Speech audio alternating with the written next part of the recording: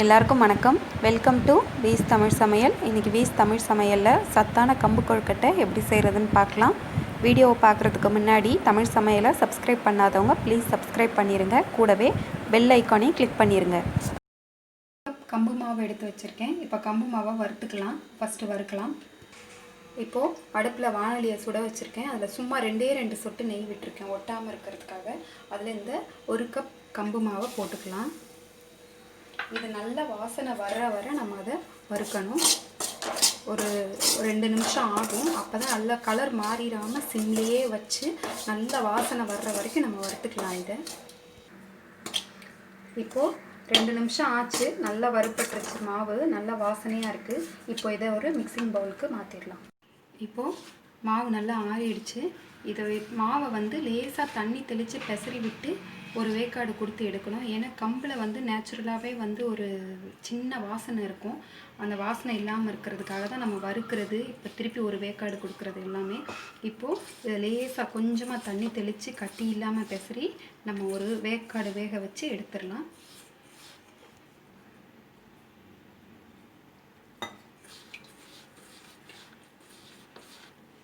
பார்க்குறதுக்கு உதிரியாக இருக்கணும். ஆனால் கொஞ்சம் ஒரு 1/2 கப் அளவாவது தண்ணி சேர்த்து நம்ம பெசரிக்கிட்டே இருந்தால் தான் மாவு வெந்ததுக்கப்புறம் சாஃப்டாக இருக்கும். அதுக்காக நான் பிசைஞ்சிட்ருக்கேன்.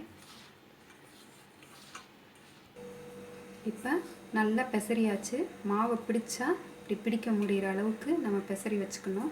ஓரளவுக்கு கட்டி இல்லாமல் பார்த்துக்கோங்க. அப்போ தான் நல்லாயிருக்கும். இப்போ இதை வேக வச்சுக்கலாம். இப்போ இட்லி பாத்திரத்தில் கீழே தண்ணி வச்சுருக்கேன். மேலே நான் போடுறேன். இது 10லேருந்து 12 நிமிஷம் ஆகும் வேகிறதுக்கு.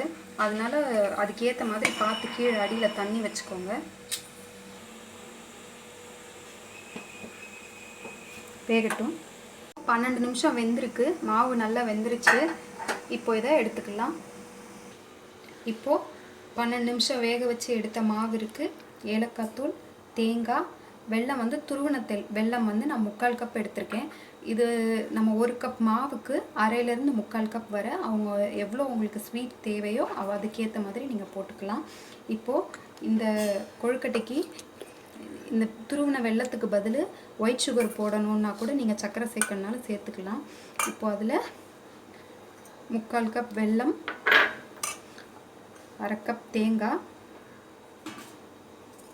கொஞ்சமாக ஏலக்காய் தூள். இதை இப்படியே சாப்பிட்டாலும் டேஸ்ட்டாக இருக்கும். ஆனால் கொழுக்கட்டை வந்து நீங்கள் எல்லாத்தையும் இதை மிக்ஸ் பண்ணிவிட்டு நல்லா கொழுக்கட்டை பிடிச்சி வேக வச்சு எடுக்கும்போது இந்த வெல்லம் எல்லாமே நல்லா கரைஞ்சி கொழுக்கட்டை பதத்துக்கு ரொம்ப நல்லாயிருக்கும் டேஸ்ட்டாக. இப்படியே சாப்பிட்டாலும் இது நல்லா தான் இருக்கும். இப்போது கொழுக்கட்டை பிடிச்சிக்கலாம்.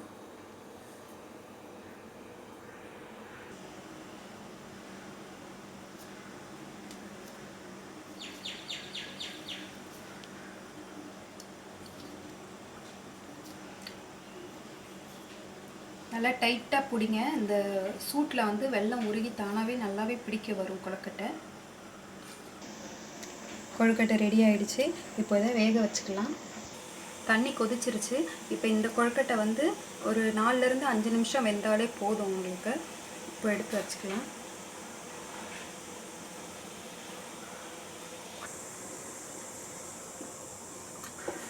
வேகட்டும். இப்போது 5 நிமிஷம் ஆயிடுச்சு. கொழுக்கட்டை நல்லா வெந்துடுச்சு. அதை தட்டில் எடுத்துக்கலாம்.